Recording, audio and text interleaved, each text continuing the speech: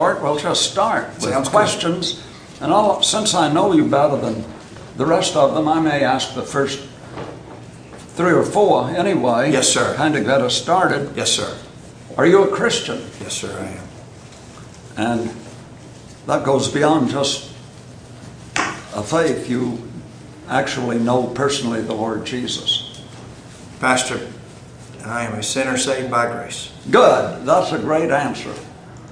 And since you believe the Bible, and do you believe the Constitution? Yes, sir. And believe that it is a document that simply can't change because the thinking of some people does. Absolutely. Absolutely. And one of the, can I? Sure, absolutely. You know, one of the things that I think that this country needs, Pastor, is a governor or governors that stand up and question some of the constitutionality of what's going on in America today. There's an amendment called the 10th Amendment, which is a states' rights amendment. Right. Well, you're familiar with the concurrent resolution, the State Sovereignty Act. Yes, sir. What would you do if a law were passed, or even a federal court decision made, that directly affected South Carolina that was obviously contrary to the 10th Amendment? Anything within my powers I would do to challenge it, Pastor. Because, you know, having served in Washington over the last 7.5 years, I can tell you, gentlemen, the answers for this nation are not in Washington, D.C. And that's not the way our Constitution designed it. That's not the way our forefathers laid out the Constitution of the United States. The states made them. Absolutely. And they laid it out that the states should be the hotbeds of freedom and experimentation. And you can't tell me that people in Washington, D.C. can solve problems in South Carolina better than people in South Carolina. No. Can't happen.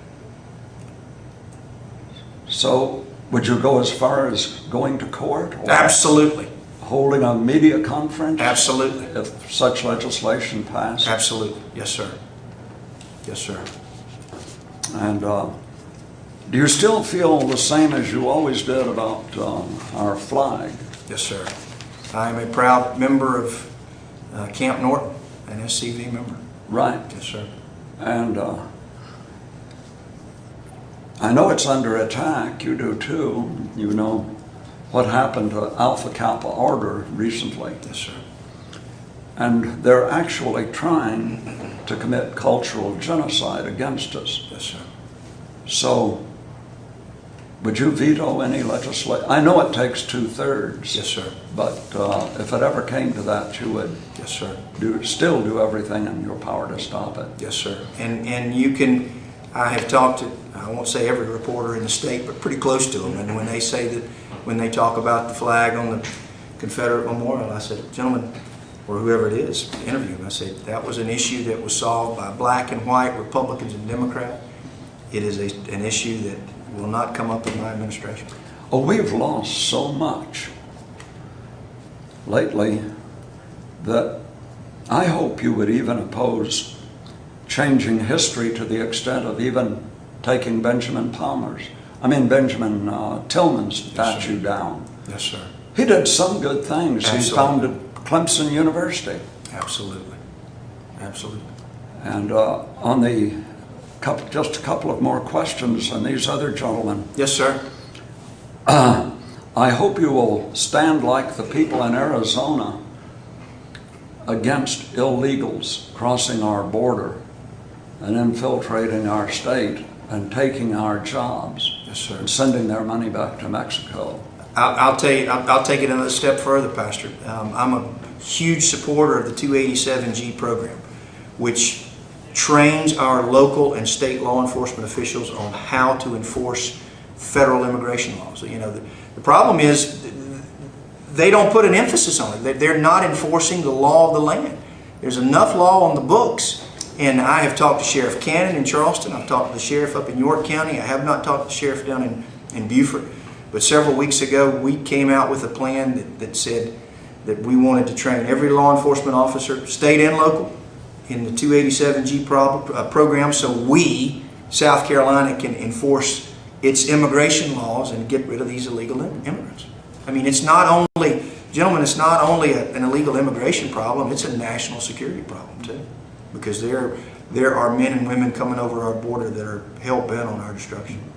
And my last question that I want to ask, I might ask one more while you're leaving. Yes, sir. The Federal Reserve is a terrible problem. Yes, sir. Certainly, Congress should have, I believe, audited it. Perhaps we should go as far as Ron Paul suggests and do away with it. Yes, sir. Because it is a cancer eating at our economy. And if we keep printing presses rolling without our money being backed by anything, yes, sir, one of these days we're going to be like Zimbabwe or Germany of the 1920s. Yes, sir. And that's going to cause people to suffer. Yes, sir. And what is to this economic question and jobs question, what are you going to do?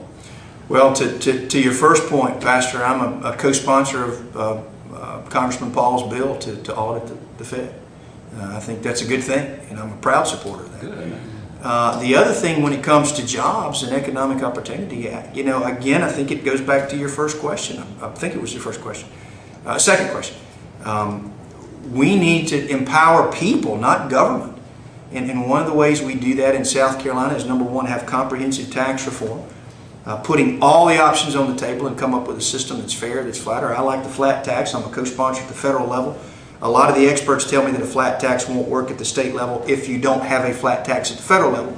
But nevertheless, I think it's a good start to a comprehensive tax reform. I think we need to restructure the government. I would love to see the governor have a little stronger cabinet form of government. I'd love to see the governor and the lieutenant governor run together. But at a minimum, we need to restructure the Department of Commerce. We have a head of business recruitment and development that's hired on a performance-based contract. We have an incentivized workforce. We update our incentive plans so we can be competitive across the state. And then the third thing is we've got 40,000 jobs right now, gentlemen, that are unfilled in South Carolina because we lack the trained employees. We need to use one-time workforce development funds, let these employers hire people so they've got a job and give them OJT, on-the-job training. So we're training them on the side. It's a win-win for the employer. It's a win-win for the employee because they've got a job and we just got 40,000 people off the unemployment rolls. So and we've got a jobs plan putting South Carolina back to work, which has some other steps. I think we need to update, I think we need to up our rainy day funds. Right now we keep about 3% in rainy day funds, emergency. I think the state needs to keep at a minimum 5%. And gentlemen, I think we need statutory caps on our spending. Right now we've got a constitutional amendment which says you have to have a balanced budget, but you know it, Pastor, as well as I do, the legislature games that every year. We need hard statutory caps that says if your local economy or your family budgets are growing at 2%, your government can only grow at 2% plus population or whatever the formula is, but something that is hard and fast. Good. Yes, sir. Gentlemen? Well, our economy it's hurting day by day, and a lot of people feel like legislators are just so detached from the realities of what's really happening economically to our country and our state.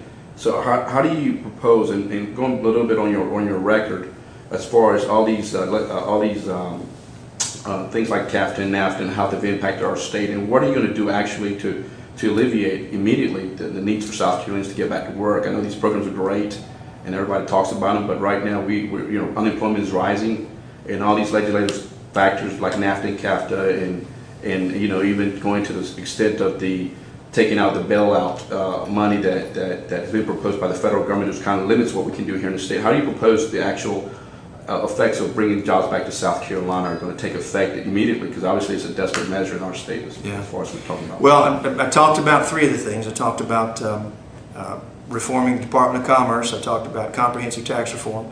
I talked about employing, linking up the 40,000 workers with the jobs. I think that's a good thing. I think we've got to concentrate on infrastructure. That is a government's responsibility to make sure the roads, the bridges, the water, the sewer, everything is there when businesses and industry come looking. We've got to make sure that we've got a leader at the ports.